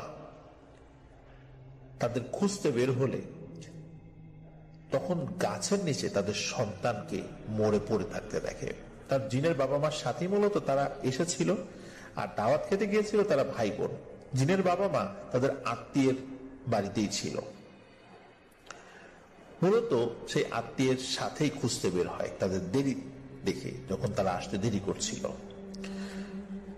তাদের গায়ে রক্ত জমাট বেঁধে আছে এবং সারা শরীরে অজস্র ঢিল দাগ ছিল।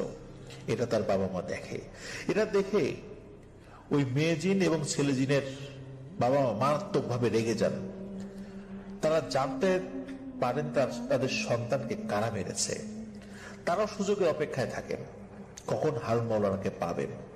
তারা চাইলে হারুন মাওলানাকে যে কোনো জায়গায় হত্যা করতে পারত, কিন্তু এই বাচ্চা মেয়ে এবং ছেলে জিনের বাবা যেহেতু তার গোত্রের সর্দার ছিল, সর্দার হিসাবে যদি হুট করে কোনো মানুষকে এভাবে হত্যা করা হয়, তাহলে তার গোত্রের অন্য জিনেরাও হুট করে কোনো মানুষকে হত্যা করবে।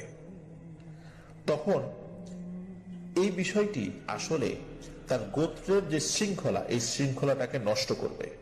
এই কারণে মূলত এই সর্দার জিন সে তার সন্তান হত্যার বিচার নিজের হাতে করেনি। সে চেয়েছিল যে তাদের দেশে নিয়ে গিয়ে বিচারের মাধ্যমে হারুন মাওলানাকে শাস্তি দিতে। হারুন মাওলানাকে মাটিতে গেড়ে ফেলতে পারত জিনেরা, কিন্তু সেটা তারা করেনি। তারা সুযোগ মতো হারুনকে তুলে নিয়ে গেছে। হারুনকে তুলে নিতে 1000 শক্তিশালী হিন্দু ছিল। তুলে নেওয়ার সময় যদি কোনো বাধা পড়ে তাহলে সবকিছু লণ্ডভণ্ড করে ফেলত। হারুনকে তারা তাদের রাজ্য ভারতের একটা প্রদেশে নিয়ে গেছে। কোনো এক বদ্ধ ঘরে তাকে রেখে দেওয়া হয়েছে, কিন্তু তার বিচার এখনো হয়নি। তবে খুব তাড়াতাড়ি তার জিনদের সামনে তার বিচার করা হবে। এসব কথা শুনে হারুন মাওলানার বাবার মোহতামিম সাহেব যেন আকাশ থেকে পড়েন। ভয়ে তাদের মুখের দিকে তাকানো যাচ্ছে না। তখন হুজুর আরো বলেন, আমার জিনেরা আয়নার মাধ্যমে আমাকে দেখিয়েছে হারুন কোথায় আছে। আমি আয়নায় দেখলাম হারুন একটা বন্ধ ঘরে তালাবদ্ধ আছে এবং সেখানে বসে সে কান্নাকাটি করছে। কিন্তু আমি চিনি না এবং জানিও না জায়গাটা কোথায়, শুধু দেখলাম হারুনের এই অবস্থা। তখন হারুন মাওলানার বাবা বলেন, হুজুর তাহলে কি আমার ছেলেকে আমরা কখনো ফিরে পাবো না? তাকে কি মেরে ফেলা হবে? তখন হুজুর বলেন যে আমি আমার জিনদের কাছে সমাধান জানতে চেয়েছি। তারা ওখানে গিয়ে ওখানকার জিনেদের ভেতর যারা সমাজ চালায় তাদের সাথে কথা বলে কোন একটা সমাধানের পথ বের করা যায় কিনা সেটা দেখবে বলেছে। দেখি কি করা যায়। পরদিন বিকালে হুজুরের জিনেরা আরো একটা তথ্য দেয়।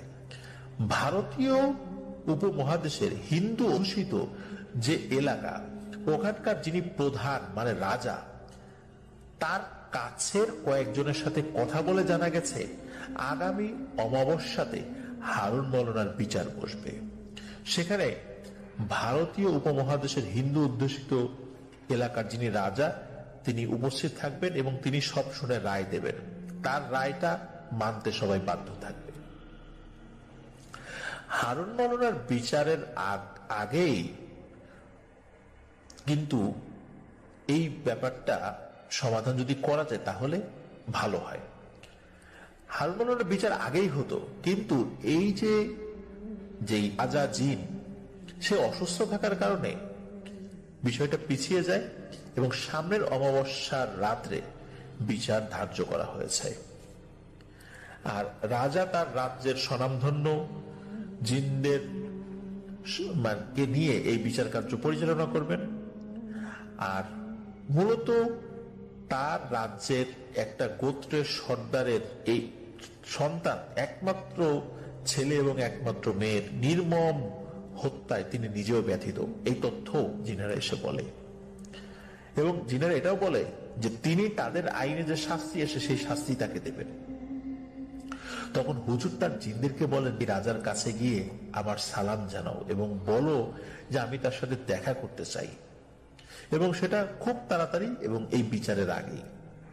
তখন তার জিনেরা তার বার্তা নিয়ে সেই হিন্দু জিনদের রাজার কাছে যান এবং তাকে অনুরোধ করেন তার সাথে দেখা করার জন্য। জিনেরা ওই রাজাকে এটাও বলেন যে হারুন মাওলানার বাবা এই হুজুরের দায়িত্ব নিয়েছেন হারুনকে উদ্ধার করার জন্য। জিনেদের রাজা প্রথমে রাজি না হলেও একটা সময় রাজি হন এবং বলে, আচ্ছা ঠিক আছে, আজ রাত্রে আমি তার বাড়িতে যাব, গভীর রাত্রে তিনি যেন আমার জন্য অপেক্ষা করেন, আর এই কথা উনি ছাড়া আর কাউকে যেন উনি না জানান। জিনেরা এসে এই কথা হুজুরকে জানান। তখন হুজুর এই সকল কথা হারুন মাওলানা এবং মোহতাম সাহেবকে শুরুতে বলেননি, তবে এতটুকু বলেছিলেন যে হারুন মাওলানাকে উদ্ধার করার জন্য উনি চেষ্টা চালিয়ে যাচ্ছেন। এদিকে হারুন মাওলানার বাবা এবং মোহতামিম হুজুর চিন্তিত হয়ে পড়ে যে কি হচ্ছে না হচ্ছে, কি হবে না হবে, এটা নিয়ে তারা প্রচন্ড রকমের পেরেশানিতে পড়ে যান। এসবের শেষই বা কোথায়? ওদিকে হুজুর রাতের বেলা অপেক্ষা করতে থাকে। হারুন মাওলানার বাবা ও মোহতামিম সাহেব তারা তো ঘুমাননি, যে কি হয়, মানে টেনশনে তারা ঘুমাতে পারছিলেন না, কারণ দিন যত যাচ্ছে পেরেশানি তত বাড়ছে। এদিকে গভীর রাত্রে হুজুর ঘোড়া দৌড়ের শব্দ শুনতে পান। মনে হচ্ছে হাজার হাজার ঘোড়া দৌড়ে তার বাড়ির দিকে আসছে। তখন হুজুরের জিনেরা হুজুরকে জানান যে হুজুর আপনি বাইরে বের হয়ে আসেন, রাজা আসছেন। হুজুর তখন বাইরে বের হয়ে আসেন। হুজুর এসে দেখেন তার উঠোনে শুধু ঘোড়া আর ঘোড়া, সব সাদা সাদা ঘোড়া, কিছু কালো ঘোড়াও রয়েছে। যতদূর চোখ যাচ্ছে শুধু ঘোড়াই দেখতে পাচ্ছেন তিনি। হঠাৎ ঘোড়াগুলো মাঝখান থেকে সাইড হয়ে যায়, মানে মাঝখানে পথ সৃষ্টি হয়ে যায়। বোঝা যাচ্ছিল কিছু একটা সামনে আসছে। পেছন থেকে বিশাল একটা সাপ ফনা তুলে মুহূর্তের মধ্যে হুজুরের সামনে চলে আসে। হঠাৎ করে এরকম ভয়ানক আকৃতির একটা সাপ দেখে হুজুর ভয় পান। হুজুরের পিছনে তার জিনেরা উপস্থিত। জিনেরা হুজুরকে সাহস দিয়ে বলেন যে হুজুর ভয়ের কিছু নাই, উনি কোনো ক্ষতি করবেন না আপনার। পিছনে হুজুরের জিন ছাত্ররা তো আছে, আর সামনে ওই হিন্দু জিন রাজা এবং তার সৈন্য বাহিনী নিয়ে হুজুরের সামনে উপস্থিত। পরিস্থিতি কেমন হতে পারে একবার ভাবলেই আমরা বুঝতে পারবো প্রিয় লিসেনার্স। থমথমে অবস্থা, শুনশান নীরবতা। সব নীরবতা ভেঙে হিন্দু জিনের রাজা ওই সাপের শুরুতেই বলে ওঠে, হুজুর আপনি আমার সাথে দেখা করতে চেয়েছেন, আমি নিজেই আপনার খোঁজ খবর নিয়ে আপনার কাছে হাজির হয়ে গেছি। আপনি সম্মানী মানুষ, তাই আপনার সম্মানটা আমি দেখেছি। আশা করি আপনি কোনো ঝামেলা করবেন না। আপনি আর যাই বলেন, হারুনকে বাঁচানোর কোনো কথা বলবেন না। ও যেটা কাজ করেছে সেটা সুস্পষ্ট হত্যা। এটা কোনো ভুল না, ভুল করে সে কোনো কাজ করেনি। আর হত্যার যে শাস্তি সেটা তো সে পাবেই। বাকি ছাত্ররা যারা আঘাত করেছিল ওদের কোনো দোষ ছিল না। হারুন তাদেরকে মারতে বাধ্য করেছিল। তাদের অনিচ্ছা থাকার পরও তারা কাজটি করতে বাধ্য হয়। আর ওরা যেহেতু অল্প বয়স্ক আর ইচ্ছে করে করেনি, তাই ওদেরকে মাফ করে দিয়েছি। আগামী অমাবস্যার রাত্রে তার বিচার কার্য পরিচালনা করা হবে। তখন হুজুর বলেন, বিচারটা কি আমাদের সামনে করা যায় না? হারুন তো বুঝতে পারেনি যে ওটা জিন ছিল। বুঝলে কি সে এটা করতো? নিশ্চয়ই করতো না। তার বাবা মা তার জন্য সারাদিন কাঁদে। তার 3টা সন্তান। হারুনের কিছু হলে তার সন্তানের কি হবে? তখন জিনের রাজা বলে, হারুনেরও তো সন্তান আছে, তাই না? কিন্তু আমার জাত ভাইয়েরও তো 2টা সন্তান ছিল। হারুন নির্মম ভাবে তাদের হত্যা করে। যখন কোন জিনেরা আপনাদের সন্তানকে হত্যা করে, তখন আপনারা তো ঠিকই সেই জিনদেরকে হাজির করে তাদেরকে কষ্ট দেন, বোতলে বন্দি করেন, নদীতে সাগরে ফেলে দেন, মাটিতে পুঁতে ফেলেন, এমনকি তাদেরকে হত্যা করতে দ্বিধাবোধ করেন না। তাহলে আপনাদের সন্তানদের হত্যা করলে বিচার আছে, আমাদের সন্তানদের হত্যা করলে কোনো বিচার নাই? আমাদের সন্তানদেরকে হত্যা করলে আমরা যদি বিচার করি, এটা কি কোনো অন্যায়? এ কথা শুনে হুজুর একদম চুপ হয়ে যান। কি উত্তর দেবেন আসলে এই কথার? আর ওই হিন্দু রাজা এটাও বলেন যে অন্যায় শাস্তি তো আপনাদের ধর্মেই বলা হয়েছে। কি হুজুর, বলা নাই যে কেউ যদি ইচ্ছাকৃতভাবে হত্যা করে তার শাস্তি কি হবে? আপনাদের ধর্মেও যেমন রয়েছে, আমাদের ধর্মেও রয়েছে। আমরা হিন্দু ধর্ম অনুসরণ করি, আপনারা ইসলাম ধর্ম অনুসরণ করেন, কিন্তু ধর্মের মূল বিধান কিন্তু আমরাও মেনে চলি। আর আমরা যদি খারাপ হতাম তাহলে আরো ভয়ানক কিছু হতে পারত এই হারুন মাওলানার পরিবারের সাথে। কিন্তু এটা কিন্তু হয়নি। আমরা ভালো, তাই এটা আমরা করিনি। আর আপনাকে বলছি, হারুনের আশা ছেড়ে দিন। আমাদের আইন মেনেই ওর শাস্তি হবে। কেউ ওকে রক্ষা করতে পারবে না সৃষ্টিকর্তা ছাড়া। তখন হুজুর বলেন, বিচার কার্য কি আমার উপস্থিতিতে করা যায় না? তখন কিছু সময় চুপ থাকার পর ওই সাপের স্রোতে আসা জিনের রাজা বলে ওঠেন, আমাদের বিচারের সময় আমাদের জাতি মানে জিন জাতি ছাড়া কেউ উপস্থিত থাকতে পারে না। তবুও আপনি যখন বলছেন, আপনাকে আমি বিচারের সময় থাকার অনুমতি দিলাম।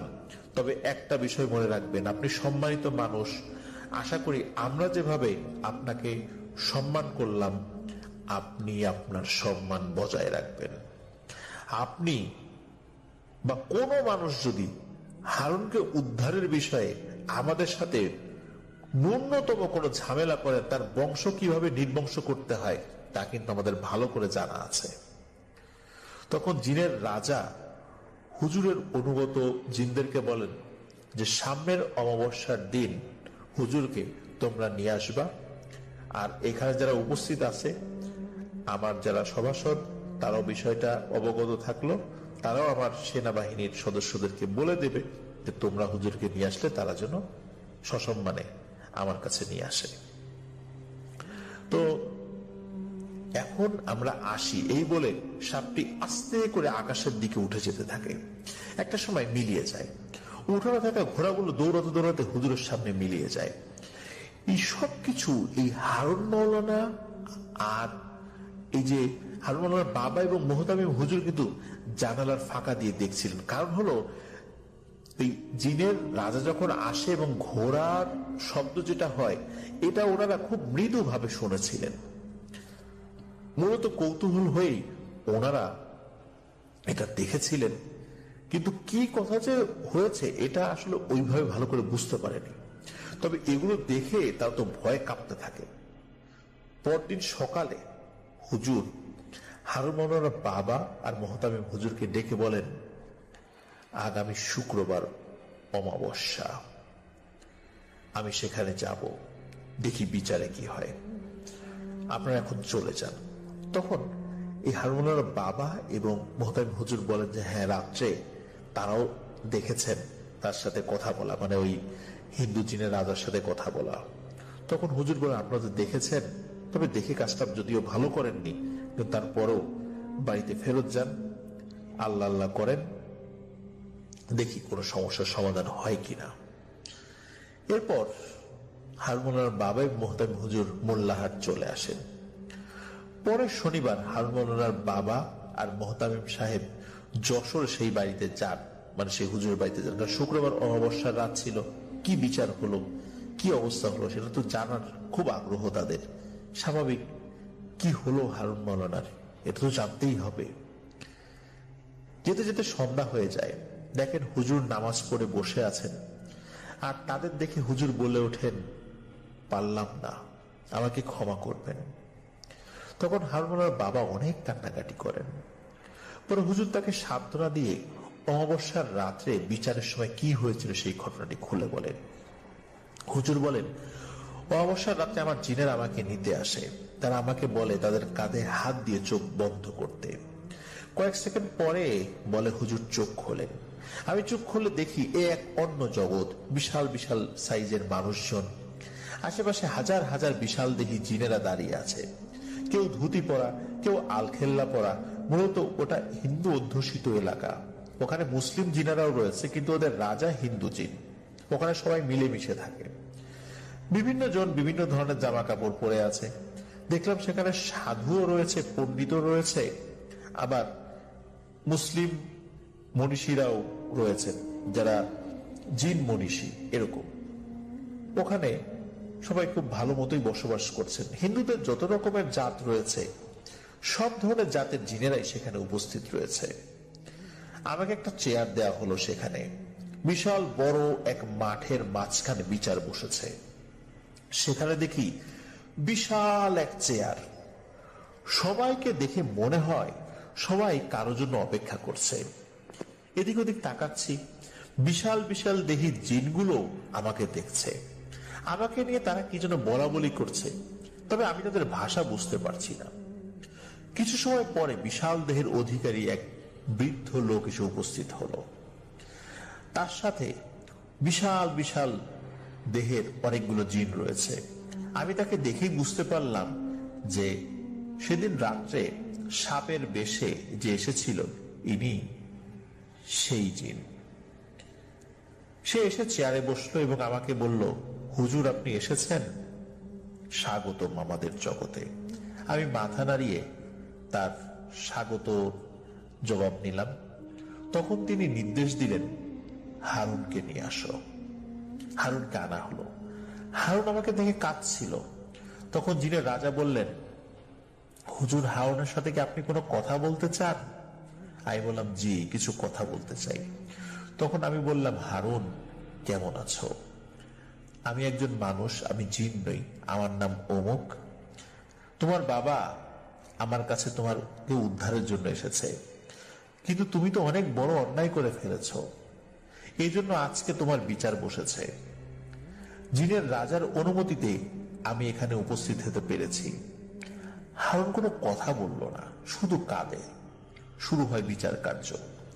ওই বিশাল মাঠে উপস্থিত থাকা জিনগুলো বলতে থাকে, হারুনের মৃত্যুদণ্ড কার্যকর করা হোক, কারণ হারুন ইচ্ছাকৃতভাবে দাম্ভিকতার সাথে আমাদের জাতির দুজনকে নির্মমভাবে হত্যা করেছে।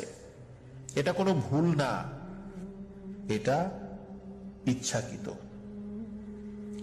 হারুন যে বাচ্চা দুটো জিনকে মেরেছে, তাদের মা বাবাও বলে, আমরা হারুনের মৃত্যুদণ্ড চাই, চাইলে তো মেরে ফেলতে পারতাম, কিন্তু আপনার বিচারের প্রতি আস্থা রয়েছে বলেই আমরা এটি করিনি, তাহলে আমাদের শৃঙ্খলা নষ্ট হয়। এখন সুষ্ঠু বিচার করেন। তখন ওই জিনের রাজা হুজুরকে বলে ওঠেন, হুজুর, হারুন যে অপরাধ করেছে আমাদের আইনে তার একমাত্র শাস্তি মৃত্যুদণ্ড, এবং যারা মারা গিয়েছে তার বাবা মা সহ আমাদের জাতির সকলে চাইছে হারুনের মৃত্যুদণ্ড দেয়া হোক, যেহেতু আইনেও সেটাই বলা আছে, কোনো ফাঁক ফোকর নাই এখানে। তখন হুজুর বলে ওঠেন, আমি আপনাদের আইনকে সম্মান করি। হারুন অনেক বড় অন্যায় করেছে, সেটা মেনে নিলাম, কিন্তু হারুন তো একজন আলেম, সে মুসলিম ছাত্রদের শিক্ষক, সে একজন মাদ্রাসার হুজুর, সে না জেনে ভুলটা করে ফেলেছে। ক্ষমা মহত্বের লক্ষণ। এমন একজন হুজুরের মৃত্যুদণ্ড কার্যকর হলে সেটা হবে হৃদয় বিদারক, যেটা আমাদের সমাজে একটা কলঙ্ক বয়ে আনবে। আপনাদের সবার কাছে অনুরোধ, তার শাস্তি কমিয়ে মৃত্যুদণ্ডটা প্রত্যাহার করা যায় কিনা। তখন জিনের রাজা সেই নিহত বাচ্চা দুই জিনের মা বাবাকে বিষয়টা বলেন এবং বলেন, তোমরা কি চাও? তোমরা বললে তার মৃত্যুদণ্ড কার্যকর করা হবে, যেহেতু আইনে আছে, এখানে আমি ভিন্ন কিছু বলার সুযোগ নাই। আর যদি বলো অন্য শাস্তি, বা তোমরা যদি ক্ষমা করে দাও, এটা সম্পূর্ণ তোমাদের উপর এখতিয়ার। যেহেতু এই হারুন মাওলানা ইসলাম ধর্মের একজন মাওলানা, তখন ওই যে দুই জিন যে মারা গিয়েছে, সেই দুই জিনের মা বাবা বলে, ঠিক আছে, ক্ষমা করব না, তবে তার মৃত্যুদণ্ড না দিয়ে তাকে আমৃত্যু কারাদণ্ড দেয়া হোক। সে আমৃত্যু আমাদের কারাগারে থাকবে, কখনো সে বাড়ি ফিরতে পারবে না। তারপর সবার সামনে তার আমৃত্যু কারাদণ্ড দেওয়া হয়। তখন হুজুর বলেন, সে যখন মারা যাবে তার লাশটা যেন তার বাড়িতে পৌঁছে দেওয়া হয়, এতটুকু অধিকার তো তার পরিবারের রয়েছে। তখন ওই হিন্দু জিন রাজা তিনি কথা দেন, সে মারা গেলে তার লাশ তার বাড়িতে পৌঁছে দেয়া হবে। হুজুর ফিরে আসার সময় হারুন বলে ওঠে, হুজুর, আমার পরিবারকে বলবেন আমার জন্য দোয়া করতে। এই জীবনে আর হয়তো দেখা হবে না, কিন্তু পরপারে যেন তাদের সাথে আমি একসাথে থাকতে পারি, আমার জন্য দোয়া করতে বলবেন। তখন হুজুর তাদের থেকে বিদায় নিয়ে তার জিনের কাঁধে হাত রেখে চোখ বন্ধ করে কয়েক সেকেন্ড পরে দেখে তিনি তার উঠানে দাঁড়িয়ে আছেন। জিনের বিচার কার্যে কোনো বড় আলেম উপস্থিত ছিলেন, এটা ইতিহাসে বিরল একটি ঘটনা, যেটা ওই হিন্দু রাজা জিন তিনি সুযোগটি দিয়েছিলেন। কারণ তিনিও তো তার ধর্মের একজন খুব ভালো পণ্ডিত, যেহেতু জিনদের রাজা, স্বাভাবিকভাবেই তারও তো একটা ক্ষমতা রয়েছে নিজস্ব কিছু বিচক্ষণতাটাকে কাজে লাগানোর। আর একজন ইসলাম ধর্মের হুজুরকে ভিন্ন ধর্মী জিনের রাজা যে সম্মান দেখিয়েছে, এটাও একমাত্র সম্ভব হয়েছে যে ওই হুজুর অনেক ভালো একজন মানুষ ছিলেন। এই কারণে সম্মানী মানুষ আসলে যে কোনো জগতেই সম্মান পায়, এটা আল্লাহ দিয়েছেন। যাই হোক, হুজুরের কথা শুনে হারুন মাওলানার বাবা অনেক কান্নাকাটি করেন এবং ছেলের আশা ছেড়ে দিয়ে বাড়িতে চলে আসেন। আসার সময় হুজুরকে ধন্যবাদ দিয়ে আসেন যে তার সন্তানকে উদ্ধারের জন্য হুজুর তার সর্বোচ্চ চেষ্টাটা করেছেন, এবং হুজুরের সাথে থাকা তার অনুগত জিনদেরকেও ধন্যবাদ দেন যে তারাও অনেক চেষ্টা করেছে। হুজুরও হারুন মাওলানার বাবার কাছে ক্ষমা চান এবং বলেন, আপনার ছেলেকে আপনার কাছে ফেরত দিতে পারলাম না, ক্ষমা করবেন, আল্লাহ আমাকে ক্ষমা করুন, আমি আমার চেষ্টার কোনো ত্রুটি করিনি, আল্লাহ সাক্ষী। রিক্ত সিক্ত মন নিয়ে হারুন মাওলানার বাবা বাড়িতে ফেরেন আর তার পরিবারের কাছে গোটা বিষয়টি খুলে বলেন। তখন থেকে তারা হারুন মাওলানার আশা ছেড়ে দেন। সেই 1980 সালের ঘটনা, আজ 2023 সাল। এই 43 বছরের বেশি সময়ও হারুন মাওলানার লাশ কিন্তু এখনো তার বাড়িতে আসেনি। সেই হুজুর বহু আগেই মারা গেছেন। 2002 সালে একবার একজন বড় হুজুরের মাধ্যমে হারুন মাওলানার পরিবার খবর নিয়েছিল, তখন জানা যায় হারুন মাওলানা বেঁচে আছেন। শেষ 2017 সালে একবার এক হুজুরের মাধ্যমে খবর নেওয়া হয়েছিল, তখন সেই হুজুর বলেছিল যে হারুন মাওলানা এখনো বেঁচে আছেন। হারুন মাওলানার স্ত্রী স্বামীর অপেক্ষায় থাকতে থাকতে মারা গিয়েছেন বছর 10 আগে।